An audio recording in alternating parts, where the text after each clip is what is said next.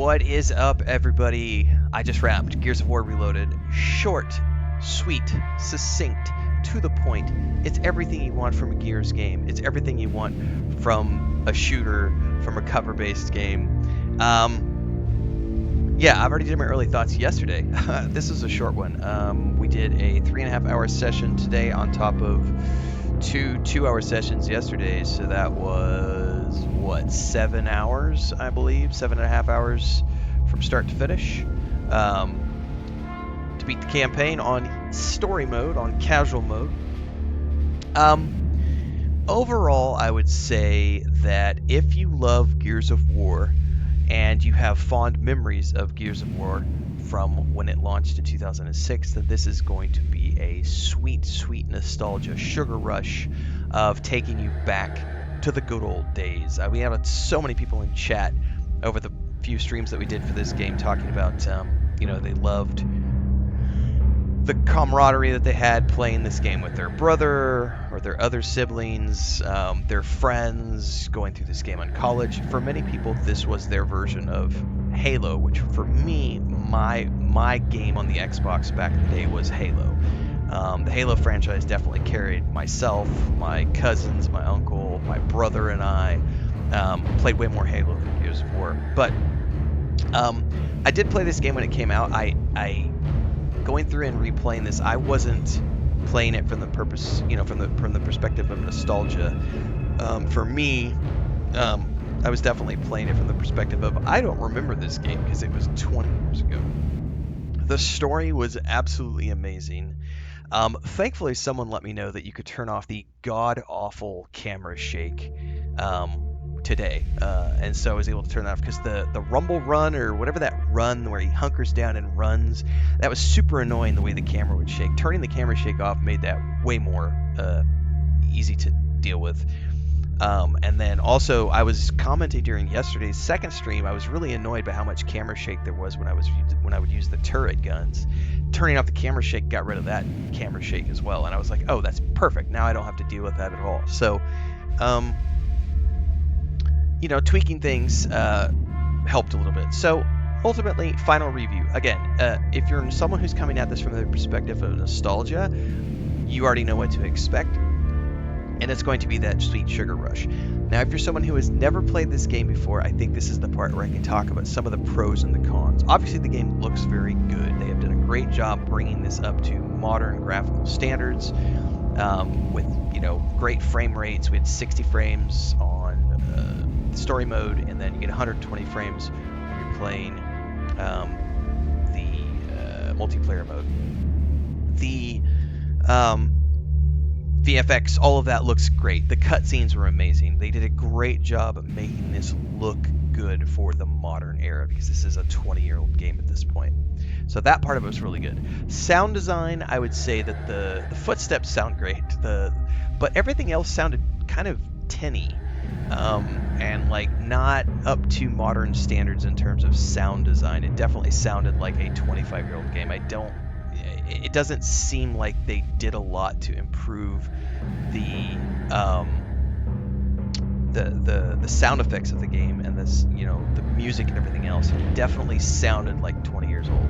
So we didn't get a lot of the great evolutions that we've seen in 20 years of sound tech. But visually it looks good. The gameplay's smooth as hell. I had a great time with that. The storyline was, fun, entertaining, captivating. Action non-stop, kept you moving forward. Gunplay, no. I would say that this is where the game feels 20 years old. There's some really archaic design with the cover-based system being super, super specific and super wonky, and not super reactive sometimes. The melee attacks, I had multiple times where my melee attack just wouldn't go off, and it's like you're hitting the button and it's not doing it at all. Sometimes the chainsaw won't even work, but with the shotgun and you're trying to do the melee, it's just not happening. And then there would be times where I think they're called the crawlers or something, the ones that jump around a lot and run at you.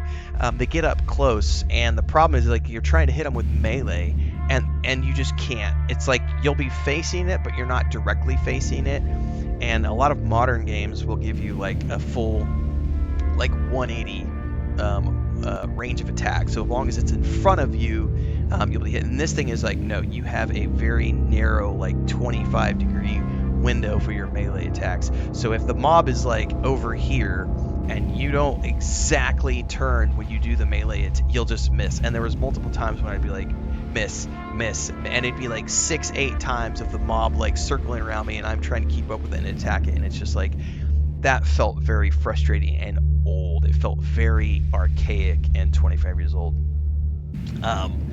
The cover mechanics, like I said, and then like the quick commercial break, everyone, to celebrate and give thanks to all of these amazing people who keep me on the air full time. Really appreciate the support. All you got to do is join as a member. You get access to private videos. You can also do super thanks on any upload or super chats and stickers on any live stream or premiere you see. And beyond that, don't forget we're multi-streaming over on Twitch now, so you can support over there as well. Thanks so much to everybody. Let's get back to the video at hand. The way they have you switching between the weapons, most modern games, it's press the Y button as an example, and here they had you doing like with the D-pad. That felt really weird. And then like a lot of games will have you hit X to reload, right? It depends if you're on the PlayStation. I don't know where my PS5 controller is. But this button, the X or the square button to like reload.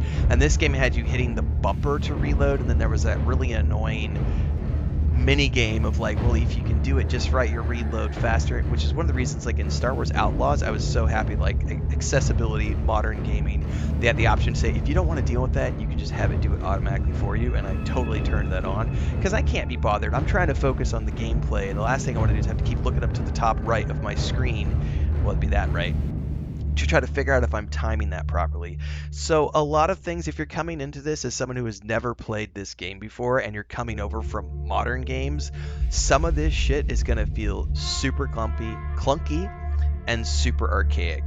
I had a great time overall until the final boss fight, because there are some very specific mechanics, and the whole game you have been told, go in cover. Always be in cover. Don't break cover. And then you get to the final boss fight, and it's like, oh, actually, in this fight, you need to break cover because that's the only way you're going to be able to have this mechanic work. But then you have to get back in cover, and you have to be dealing with the light, and then there's ads and things coming from. I died, 15, 20 times on that final boss fight and got very, very frustrated. I was like, I did not sign up for a Souls-like experience, and I've been playing on story mode the whole way through and have felt I don't want challenge when I play these types of games. I'm just here to, especially when the 25-year-old game, I'm just here for the story. I'll be there in a minute, baby. Thank you. She was just bringing me breakfast, but I'm not streaming right now, so I'm gonna go eat my breakfast in the kitchen.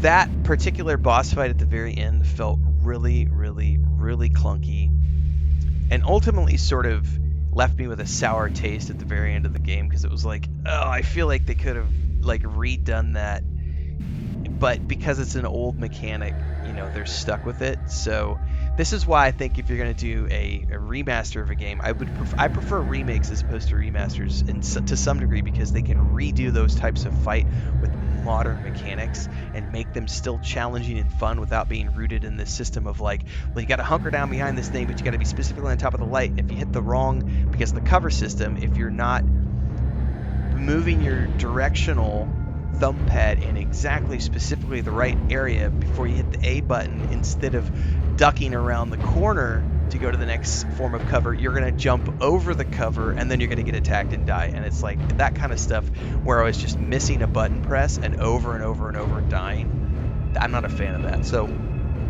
great game, great story, loved the writing, loved the voiceovers, some clunky mechanics. Ultimately, I think it is a fun game. If you have Game Pass, definitely give this a shot.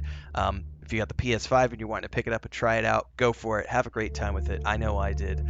Let me know your thoughts down in the comments below. And that's a wrap on Gears of War Reloaded, folks. We'll be back with more games because I play a lot of them. This is the Day Job daily streams at 4:30 a.m. on YouTube and Twitch. So I'll catch you guys in the next one.